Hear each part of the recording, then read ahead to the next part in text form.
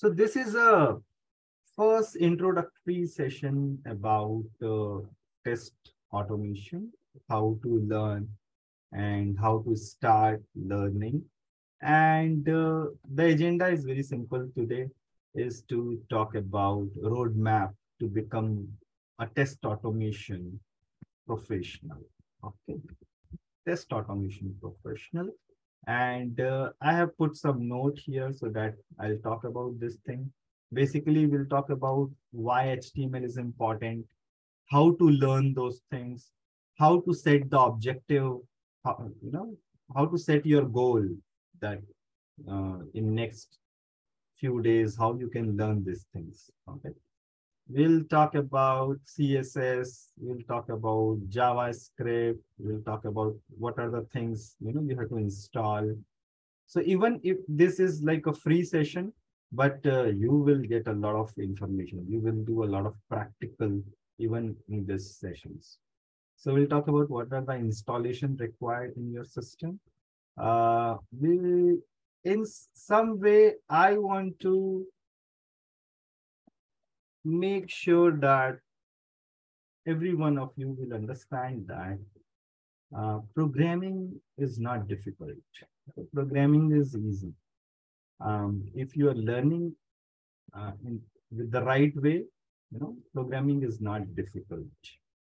It's all about solving problems. Programming is all about solving some problem. And it's all about making your system understand that what system has to do. It's like this. Okay. And at the end, we will do Q&A session. So be ready for that part.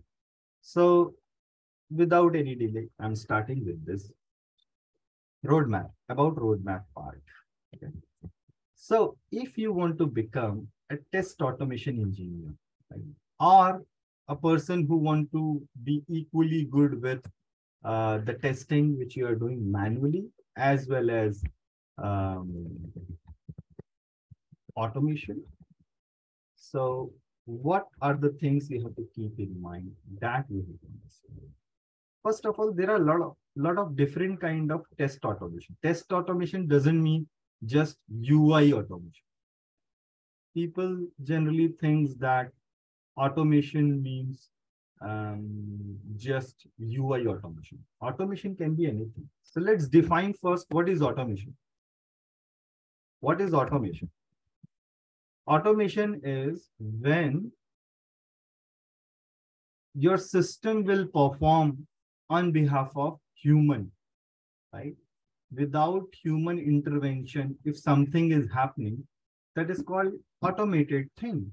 So for example, when you go to ATM, right, to withdraw money, right, you just have to provide some instruction to the system and it gives you the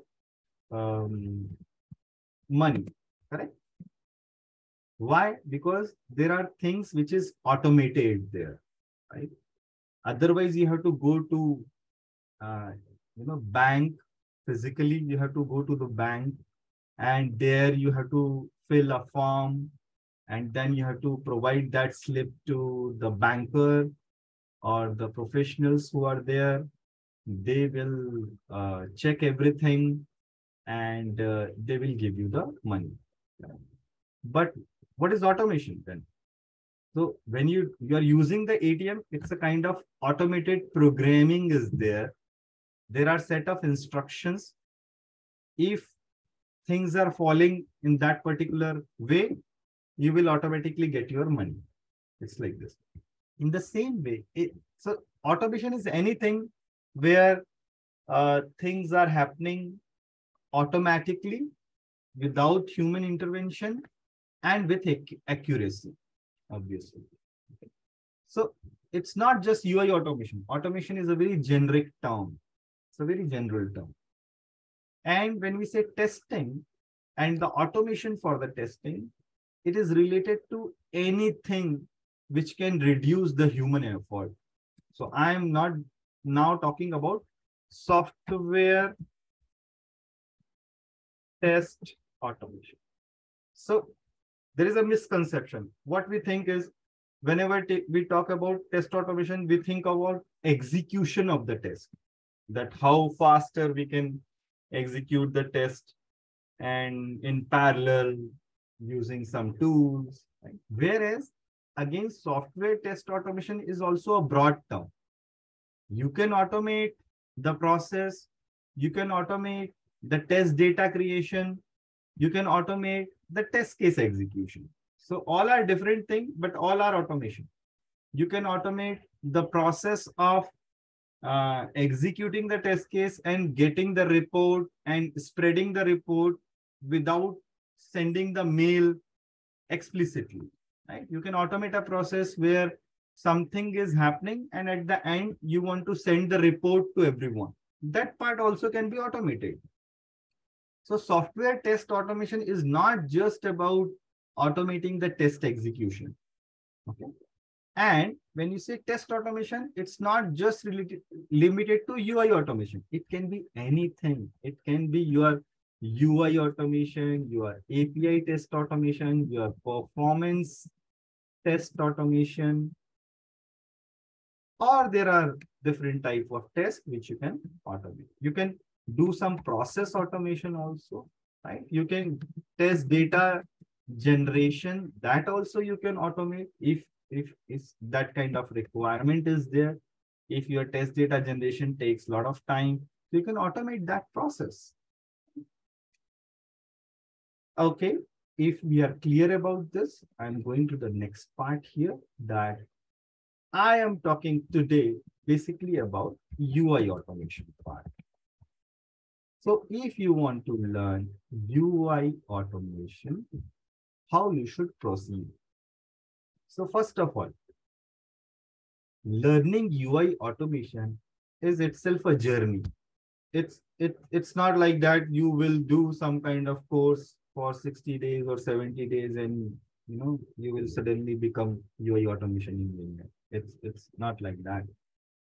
And if you want to build your career on that, or if you want to become a successful test automation professional, you should not do things randomly or in hurry. Give time, give it proper time. Okay. So somebody has asked to Zoom. I'm doing the Zoom a bit. So let's understand this part now, that if you want to become UI automation engineer, don't be in hurry. Make a plan. Make a plan. Let's say a plan of 4 to 5 months. At least this time you have to do it. Right? And if you are not good in programming, maybe it will take more time also. But once you start it, then try to complete it. It's like this. Most of the people, sometimes what they do is they learn something and then in between they lose the interest. There may be some reason why we are losing the interest. One of the reason is not getting the things practically, like why we are doing it, how it is working. So that's why we are here to make those things easy for you. That why we have to. First thing, whenever you are learning something, the question should be why I should do this thing. Right? So here is the plan. And let's understand why we are putting the plan in like this. First thing is learn HTML. You may think that why to learn HTML? It's a very easy thing. And why to invest our time on that? And let's understand. Your user interface is built through certain languages. And one of the languages, HTML. Okay. So let me give you one example. So this website, let's say it's a simple ERP system.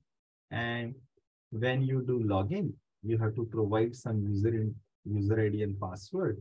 And if you click here, this will show you success and it will go to the dashboard where You have different modules like sailing module, account module, right? When you click on the sailing, there are item modules, there are customer modules. So this is user interface. Now, if I want to automate anything here, I have to interact with web elements. I have to interact with these elements, right? Text box, button, drop down, this arrow option here. There is some icon, there is some checkbox. So these are called web elements. Everything, whatever you see in your website, we can say it's web element. Now, this website is made of what? Let's see you can right click and say view page source. So this will tell you that this website is made of HTML. So this is simple HTML program. And because of this, you are able to see this. Okay. So let me give you a simple example. There is a website called w3schools.com. And let me quickly open this. Here I will search W3 schools. And this is the website. Here you can click on tutorial and say learn HTML. And I'm going to HTML. It's one chapter I'm going here, right? So I just want to show you that what is HTML. I assume that most of the attendees here know this thing, but still I want to show. So if I click here, see, this is the HTML code, and this is the output of this. The left-hand side is the HTML code. The right-hand side is what will be the outcome, how your page will look like. In the same way, everything, whatever you see here as a button, text box, everything is defined by HTML code. And more you are good with the UI techniques, more you are good with the HTML, the better test automation engineer you will become, especially on the UI side. So give this time. Learn HTML thoroughly. If you are able to make web pages, forms, if you do something on your own, right? Make your own profile in HTML, all those things.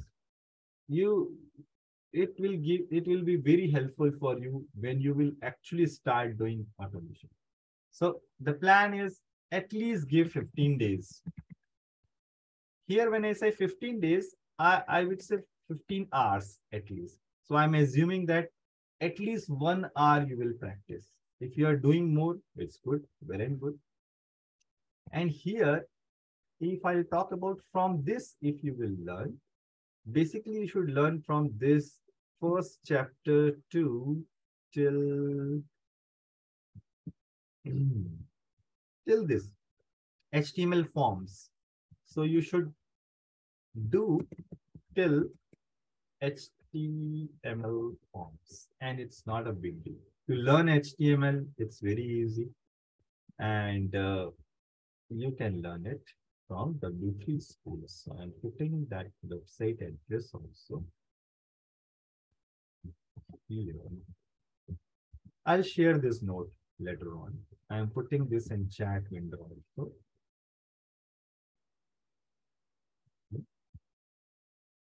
Now, next thing.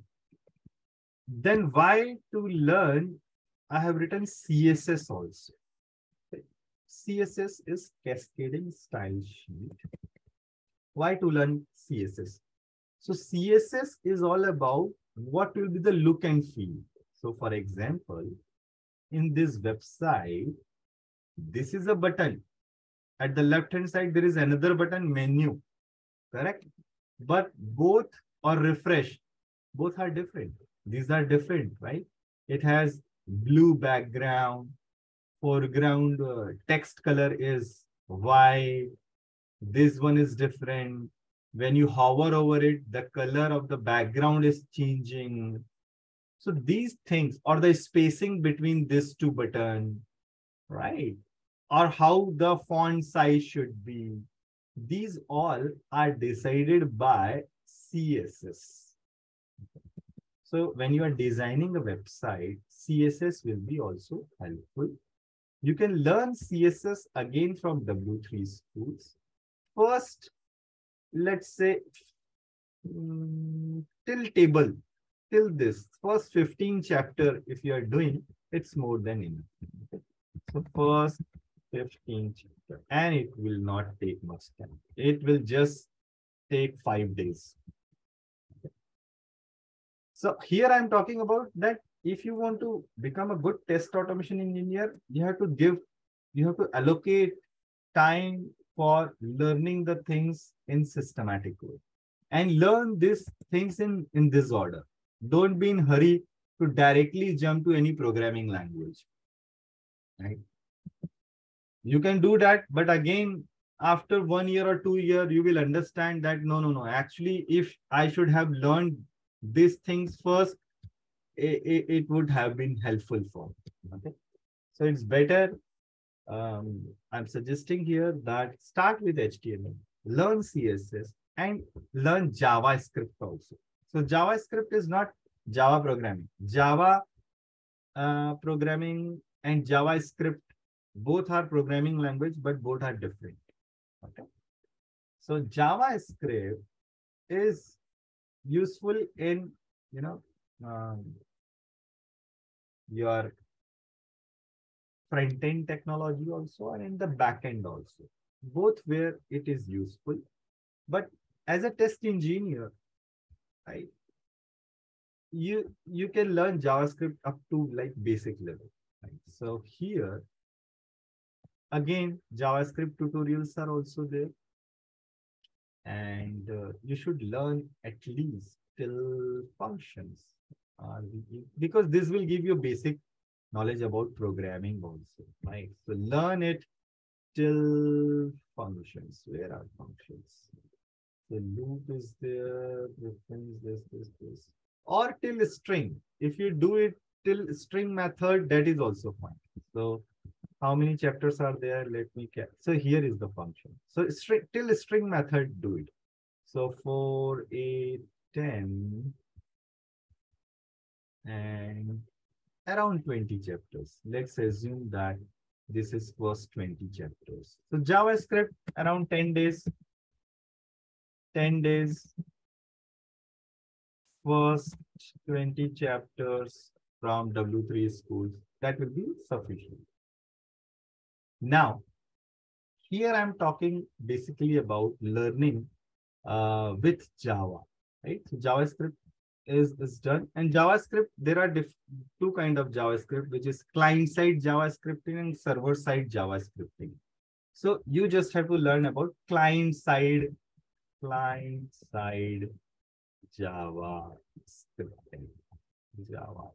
I'll give you one example about client-side JavaScript. Okay. So client-side JavaScript are the script generally which you can see here. There must be some script associated with this. If you see here, there are some script. Don't worry about what they have written here. But this script, I'm able to see. I'm opening this website. I did view page source and I'm able to see some scripting here. Okay. So these scripts are generally is exposed to the client because these are not sensitive things. Right. So one of the example is, let me log out. I'll show you that example. Just a minute. So for example, I will log out from here. And if you see here, there is login option here. Let's say if I will not provide the user ID here. Okay. And I'm simply putting password and I click on the login. And you're able to see it's showing me a message. Please fill out this field. There is a message that please fill out this field. So to show this message, it doesn't have to go to the server. Right? Generally, what happens is when you provide any detail, when you click on the login, it goes to the, let's say, API server or the web server, and then it search on the database and it will come back and say that, see, your user ID and password is wrong, something like that. Or if it is working, it will go ahead with the next page. But here, when you are not providing any email, do you think it has to go to the server? No, it doesn't require to go to the server and check whether this is the value is filled or not. So this kind of checks are done here in the client side itself, right? So these are client side JavaScript, right? Some simple type of validations here. So just this is just one example. So JavaScript, you don't have to learn in detail, just simple basic programming and how to do client side Java scripting. We will help you to learn all these things. Don't worry. We are here to help. So today we are just talking about setting the agenda that, okay, these things are important and how to learn these things. It's like this.